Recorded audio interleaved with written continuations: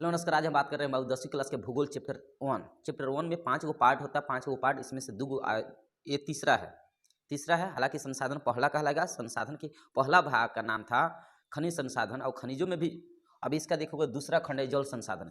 जल संसाधन के ऊपर जितने भी क्वेश्चन बनने वाले अभी तक जितने बिहार बोर्ड में क्वेश्चन बन चुके हैं और आने की जो संभावना होती है वही क्वेश्चन इसमें पूछा जाएगा। तो आज की वीडियो आपके लिए बहुत ही खास होने वाला है। इसमें कितना क्वेश्चन बताया गया है? 5 क्वेश्चन। आप देख सकते हो कौन कौन क्वेश्चन है। ये सब के सब नदी घाटी परियोजना के तौर पर है। आइए देखो, क्वेश्चन बहुत ज़्यादा बार पूछा जा चुका है बिहार बोर्ड में कि नदी घाटी परियोजना का उद्देश्य क्या है। कभी कभी ये भी पूछ लेते हैं नदी घाटी परियोजना क्या होता है। तो आपको डिटेल में मिलने वाला है इन सभी प्रश्नों का उत्तर। ठीक है, देखो सबसे पहले हम बता दें नदी घाटी क्या होता है। देखो नदी घाटी किसे कहते हैं, ध्यान से समझना। नदी घाटी, नदी पर ऐसे बेसिकली क्या करते हैं, बांध बना देते हैं। नदी पर, नदी के ऊपर बांध बना देते हैं। उस बांध के नीचे देखोगे ना फाटक होता है, फाटक। अब फाटक बंद करके इस पानी को रोकने का प्रयास किया जाता है, और रोक कर उधर पानी को जमौड़ा किया जाता है, जामा कर दिया जाता है। अब ये पानी जब जामा होता है ना, तो इस पानी से कई प्रकार के लाभों की पूर्ति की जाती है, जिसको हम बहुउद्देशीय नदी घाटी परियोजना के नाम से जानते हैं। जिसमें हम जल की सिंचाई कर सकते हैं, मतलब सिंचाई व्यवस्था का इस पानी से हम सिंचाई कर सकते हैं। इस पानी से हम बिजली का पैदावार भी कर सकते हैं। इस पानी से हम विभिन्न प्रकार के उद्योग धंधा में भी यूज कर सकते हैं। इस पानी का हम अपने दैनिक जीवन में हो रहे हैं विभिन्न क्रियाकलाप जिसमें पानी की आवश्यकता होता है, उन सभी क्रियाओं को हम कर सकते हैं। तो इस पानी से हम कई प्रकार के लाभों की पूर्ति करते हैं। यही होता है बहुउद्देशीय परियोजना। जब किसी नदी पर बांध बनाकर उस बांध के बना जब किसी नदी पर बांध बनाकर पानी को रोका जाता है, इस पानी से कई प्रकार के लाभों की पूर्ति की जाती है, जिसे नदी घाटी बहुउद्देशीय नदी घाटी परियोजना के नाम से जानते हैं। विश्व में भारत में सबसे पहले नदी घाटी परियोजना 1948 ईस्वी में बना था। दामोदर नदी घाटी परियोजना, जो दामोदर नदी पर है, झारखंड और पश्चिम बंगाल के बॉर्डर पर है। ये सब आपको याद होनी चाहिए। तो अब ये देखो, नदी घाटी परियोजना का मुख्य उद्देश्य क्या होता है। ये 5वां क्वेश्चन सबसे पहले हमें लिखनी चाहिए। खैर देखो, इसका उद्देश्य बहुत ज़्यादा होता है। पहला उद्देश्य देखोगे तो उद्देश्य समन्वित रूप से नदी घाटी उत्तर। इन परियोजनाओं का मुख्य उद्देश्य क्या है, तो समन्वित रूप से नदी घाटियों से जुड़ी विभिन्न समस्याओं का हल करना।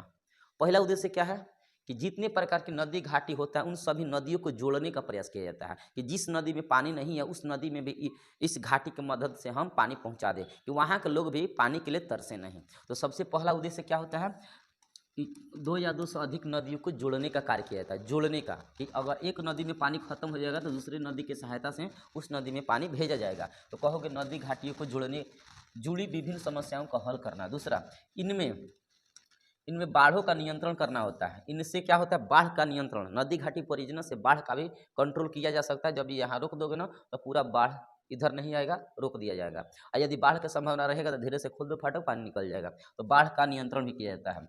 मृदा अपरदन पर रोक लगाई जाती है। सिंचाई तथा पानी के लिए पानी उपलब्ध कराया जाता है। उद्योगों, गांवों और नगरों के लिए जल विद्युत उत्पादन, अंतः स्थलीय जल परिवहन और कई अन्य सुविधाएं जैसे मनोरंजन, वन्य जीव संरक्षण और मत्स्य पालन भी शामिल होता है। इतना सारा उद्देश्य होता है नदी घाटी परियोजना का। अगला देखो कि भारत के किन भागों में नदी डेल्टा का विकास हुआ। देखो भारत के किन भागों में नदी घाटी डेल्टा का विकास हुआ। तो देखो डेल्टा क्या होता है हमें पता है। बहुत बढ़िया क्वेश्चन है, ध्यान से सुनो। ये ऑब्जेक्टिव में पूछा है विश्व की सबसे बड़ा डेल्टा कौन है।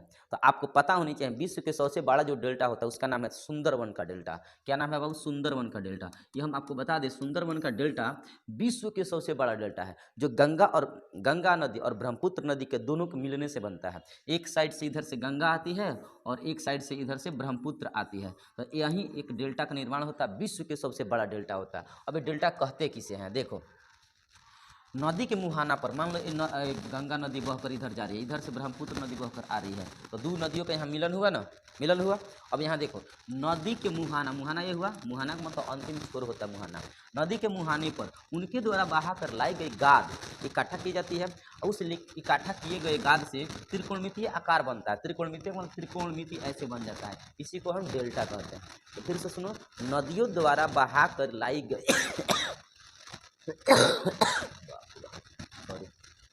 नदियों द्वारा बहाकर लाई गई गाद उनके मुहाने पर त्रिकोणमितीय आकार बनता है, जिससे हम क्या बोलते हैं, डेल्टा बोलते हैं। और नदी हो गए, एहने से एगो नदी आ गई, दोनों का मुहाना है, ये परिया का बने त्रिकोणमिति का आकार बन जाएगा। जब पनिया हटेगा ना, जब जमीनिया उघार होगा तो वहाँ देखोगे ना तो ऐसे डेल्टा बन जाता है, मतलब जमीनिया जो उघार होगा उसी को हम क्या बोलते हैं, डेल्टा बोलते हैं। तो यहाँ लिखा हुआ है नदियों के मुहाने पर उनके द्वारा लाई गई गाद के जमा होने से बना क्षेत्र जिसका आकार साधारण तौर पर त्रिकोणमितीय होता है उसी को हम डेल्टा कहते हैं। भारत के पूर्वी भाग में गंगा ब्रह्मपुत्र नदी में डेल्टा बनता है। इसके अलावा महानदी में भी डेल्टा बनता है। दक्षिण पूर्वी भाग में गोदावरी नदी में भी बनता है। दक्षिण में कृष्णा नदी और कावेरी नदियों के द्वारा भी डेल्टा का विकास हुआ है। जलोढ़ मिट्टी होने के कारण इन डेल्टाओं की भूमि काफ़ी उपजाऊ होती है। इतना बात लिखोगे डेल्टा के बारे में। नदी घाटी डेल्टा विश्व में कहाँ है? अभी यहाँ देखो ना, सुंदरवन का डेल्टा में, सुंदरवन के डेल्टा में बहुत ज़्यादा सुंदरी नामक पेड़ है जो मैंग्रोव वन को का रूप धारण करती है। ये सब क्वेश्चन आपको याद होने चाहिए। क्वेश्चन नंबर देखो, हम उल्टा ना जा रहे हैं, चलो ठीक है। ये देखो, भारत में नदियों का प्रदूषण के क्या कारण है?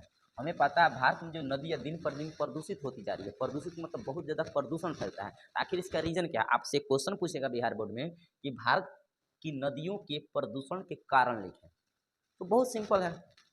हम लोग नगरों के कूड़ा करकट नदी में फेंक देते हैं, इससे भी नदी प्रदूषित हो जाती है। मल मूत्र इत्यादि नदियों में बहवा दिया जाता है, इससे भी प्रदूषित फैलता है। तालाबों में गिराया जाता है, इससे भी प्रदूषण होता है। कल कारखाना के अपशिष्ट रासायनिक पदार्थ नदियों में गिराया जाता है। रासायनिक जितना पदार्थ होता है, केमिकल, उस सब के सब कहाँ फेंका जाता है? नदी में, इससे प्रदूषित होता है।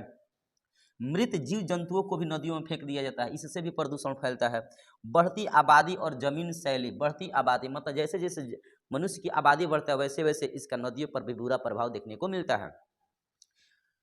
तालाबों में कीटनाशक दवाएं छिड़कना, अब मछली मार रहे हो, कीटनाशक दवा उसमें छिड़क रहे हो, मतलब चंद मछलियों के पाने के लिए, तो जो कीटनाशक छिड़कोगे तो उसमें कई प्रकार के प्रदूषण फैलेगा, तो उससे भी नदी खराब होती है। अणु परीक्षण, परमाणु विस्फोट, रासायनिक अस्त्र शस्त्रों का उपयोग करने से भी इसका प्रदूषण फैलता है नदी में। तो ये सब नदी वाला प्रदूषण वाला बहुत आसान बात है, ये कोई भी लड़का लिख सकता है। ये देखो, पहला क्वेश्चन सबसे खतरनाक क्वेश्चन है और आखिरी क्वेश्चन है कि नदी घाटी परियोजना के किन्हीं दो लाभ लिखे। देखो, अभी अभी हम शुरू लास्ट वाले जो शुरू में बताए थे ना 5 नंबर क्वेश्चन उल्टा, तो उसका लाभ वहाँ बता दिया गया था।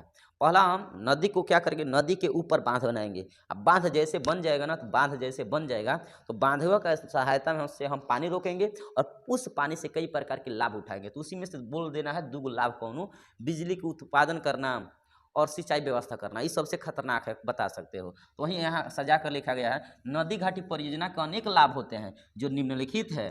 पहला, नदियों पर बाढ़ बनाकर नहरें निकाली जाती है जिससे वर्षा अभाव, मतलब जिस क्षेत्र में वर्षा का अभाव होता है, वर्षा नहीं होता है, उन क्षेत्रों में सिंचाई की व्यवस्था की जाती है। मतलब उस पानी से हम सिंचाई कर सकते हैं जिन क्षेत्रों में वर्षा नहीं होती है। दूसरा, बाढ़ का रोकथाम कर लेते हैं। बाढ़ का रोकथाम इस नदी घाटी परियोजना से बहुत बढ़िया उपाय है, कारगर साबित होता है बाढ़ रोकना। मिट्टी के कटाव को भी रोका जा सकता है और बिजली के उत्पादन भी किया जा सकता है। तो इतना लाभ होता है। तो ये रहा आज का क्वेश्चन। बहुत क्वेश्चन, मतलब ये सब धमाकेदार क्वेश्चन है, कहीं ना कहीं बोर्ड एग्जाम में, ज्योग्राफी क्लास में ये सब आते रहते हैं। ओके, तो ये सब लिखने का प्रयास करो और एक बार वीडियो देख लिए हो, यदि नहीं समझ में आया है एक बार और देख लो। पक्का हम यकीन के साथ कहते हैं कि एक बार में भूगोल जरूर समझ में आता है, क्योंकि बहुत बेहद आसान है, भूगोल विषय बेहद आसान होता है। ओके।